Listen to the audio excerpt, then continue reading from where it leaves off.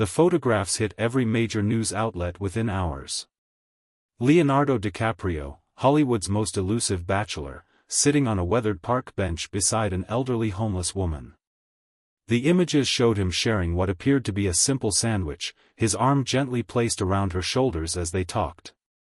The paparazzi had struck gold, or so they thought. Social media exploded with theories.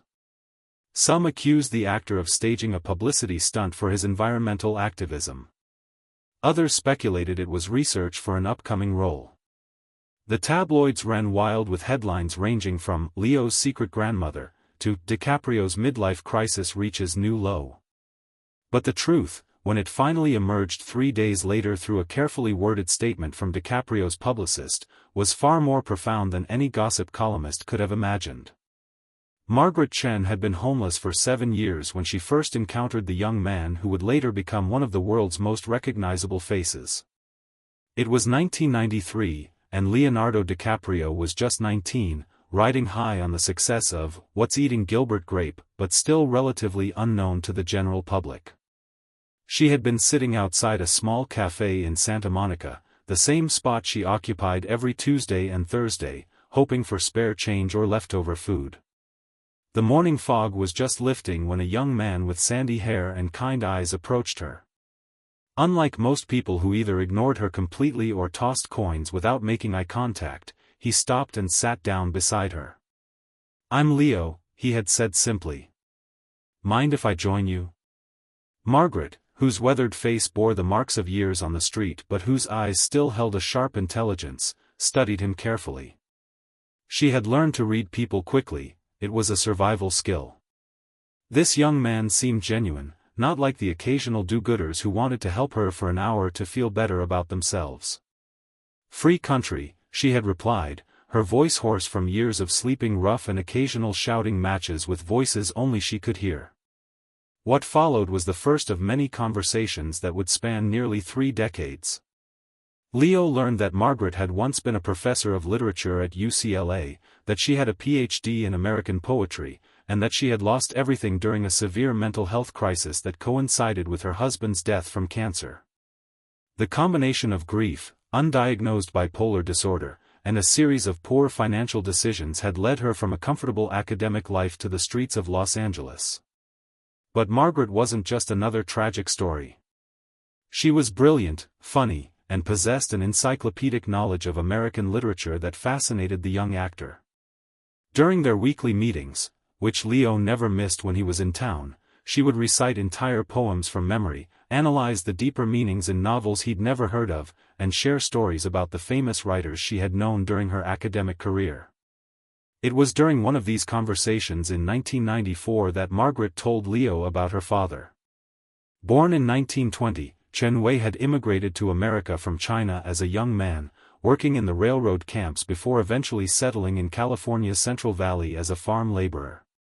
Despite speaking limited English and facing tremendous discrimination, he had managed to save enough money to bring Margaret's mother to America and start a family. Leo became fascinated by the details Margaret would share during their conversations. She told him about the small ritual her father performed every morning, how he would carefully fold a piece of paper with Chinese characters written on it and place it in his shirt pocket. It was a poem his mother had taught him, Margaret explained. About perseverance and hope. He carried it with him every day for 40 years until the paper literally fell apart. These weren't just stories to Margaret, they were treasures she had carefully preserved through all her losses. Even when she lost her home, her career, and sometimes her grip on reality, she never lost the memories her father had entrusted to her. Leo began to understand that he wasn't just listening to family history, he was becoming the keeper of stories that might otherwise disappear forever. He never learned to read properly in English, Margaret told Leo, her eyes distant with memory. But he would sit with me every night, listening to me read my homework aloud. He said education was the only thing no one could take away from you. Turns out he was wrong about that too. The bitterness in her voice was tempered by love, and Leo found himself deeply moved by the story of this determined immigrant father who had sacrificed everything for his daughter's education, only to watch her lose it all decades later. Margaret's father had died when she was in graduate school, but not before seeing her earn her master's degree. He cried at my graduation, she remembered. Said he finally felt like he belonged in America because his daughter was becoming a teacher. Leo carried this story with him for years. As his career flourished through the late 90s and into the new millennium, he would often think about Chen Wei and his unwavering belief in the American dream, even when that dream seemed to exclude people who looked like him.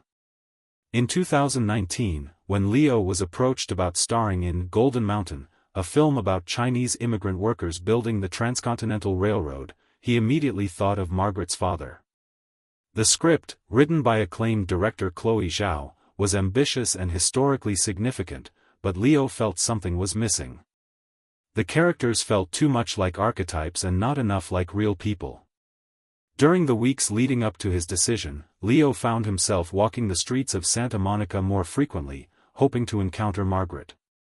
She had been missing for several months, and he worried about her constantly. It was during one of these walks that he fully realized how much Margaret's stories had shaped his understanding of human resilience and dignity. When she finally reappeared at their usual meeting spot, Leo knew immediately that this role was meant for him, not because of his acting ability, but because he had been entrusted with stories that deserved to be told authentically.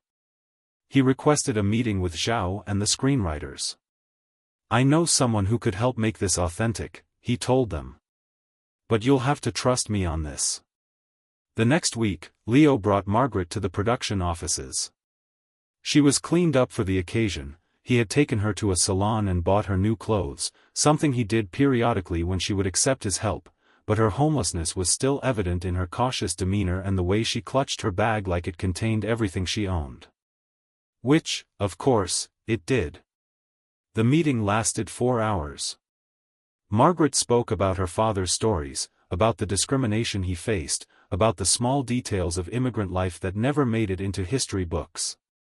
She talked about the songs the workers sang, about the particular way her father's hands looked after a day laying track, about the letters he sent to relatives back in China that she had found after his death. The screenwriters frantically took notes.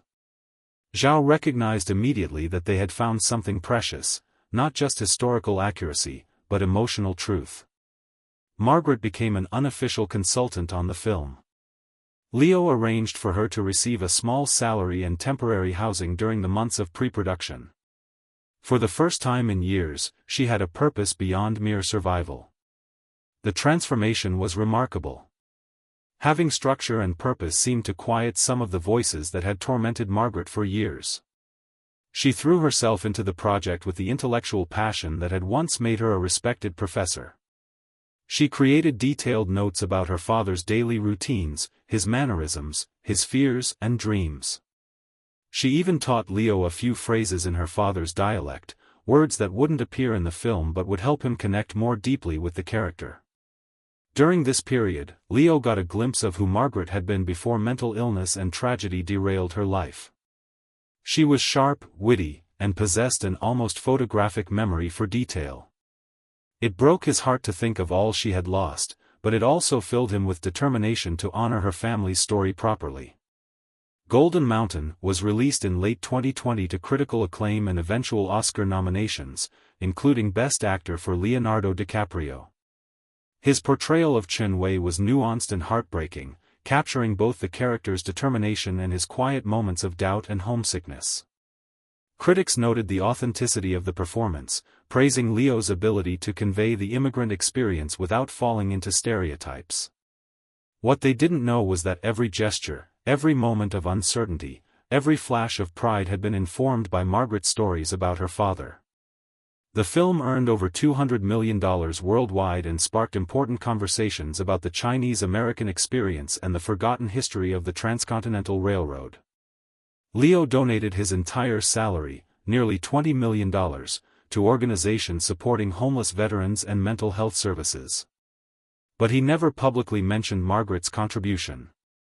When asked in interviews about his preparation for the role, he spoke generally about research and historical texts. Margaret had asked him not to mention her specifically. She valued her privacy and was still struggling with the paranoia that sometimes accompanied her mental illness. The photographs that caused such a media sensation were taken during one of Leo's regular visits with Margaret. After the success of Golden Mountain, he had tried to convince her to accept more permanent help, an apartment, regular medical care, therapy. But Margaret's relationship with stability was complicated. She would accept help for a few weeks or months, then disappear back to the streets when the structure became too overwhelming. Leo never stopped looking for her during these disappearances, and he never stopped visiting when she resurfaced. Their friendship had become one of the most important relationships in his life, though he told very few people about it. On the day the photos were taken, Margaret had been missing for nearly 6 months.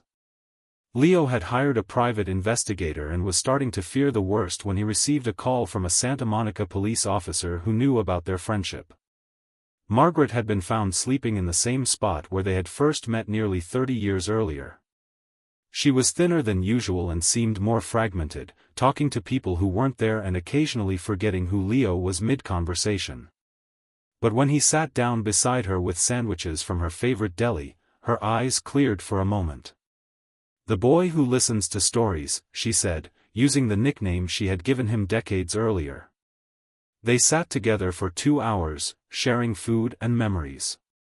Leo told her about the Oscar nominations for Golden Mountain, about the positive response from Chinese American communities, about the scholarship fund that had been established in the name of Chen Wei. "Your father would be proud," he told her. Margaret smiled, the first genuine smile he had seen from her in months. He always said stories were meant to be shared. Guess his story finally found the right person to tell it. When Leo's publicist released the statement explaining the photographs, it was carefully worded to protect Margaret's privacy while acknowledging her contribution to his work. The statement read, "Mr. DiCaprio was visiting with a longtime friend and collaborator who provided invaluable insights for his role in Golden Mountain.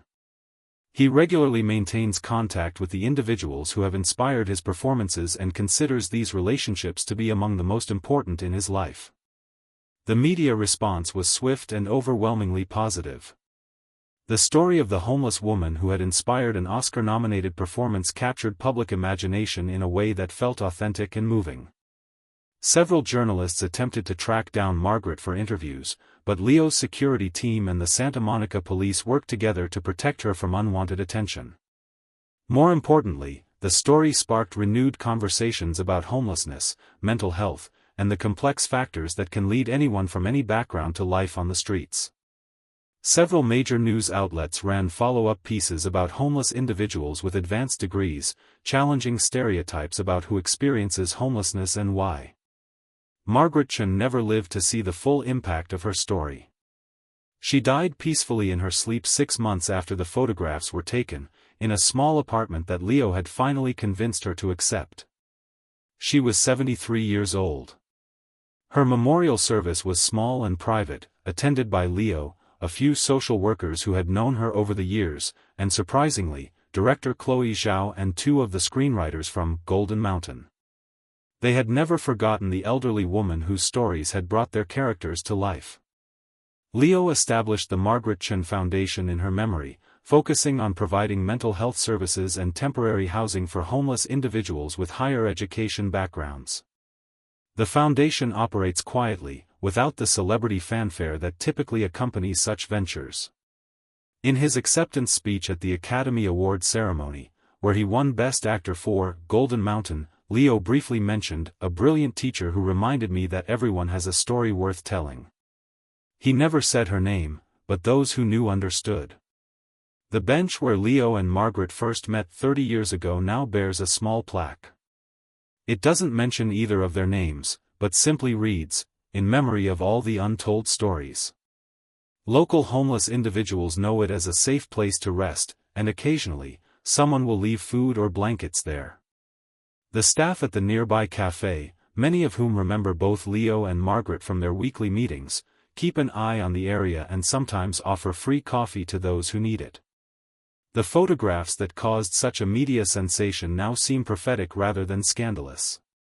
They captured something genuine and beautiful, the moment when privilege met need, when success remembered its origins, when a young man honored an old woman who had given him the gift of authentic storytelling.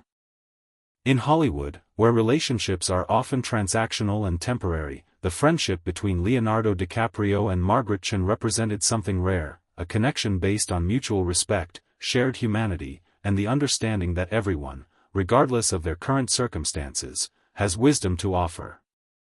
The paparazzi had thought they were capturing a moment of celebrity scandal. Instead, they documented a love story, not romantic love, but something deeper and more lasting. The love between a storyteller and her audience, between a teacher and her student, between two human beings who found each other in an unlikely place and chose to see past surface appearances to the truth underneath.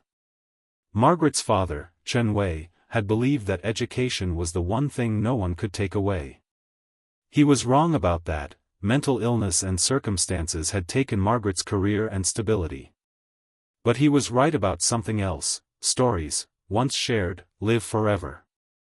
And through Leo's performance and their enduring friendship, Chen Wei's story, and Margaret's, continues to inspire and educate new audiences around the world.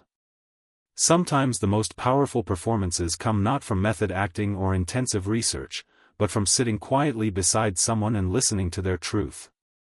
In a city built on illusion and manufactured dreams, Leo and Margaret found something real on a weathered bench in Santa Monica, the recognition that every person carries within them stories that can change the world, if only someone takes the time to hear them.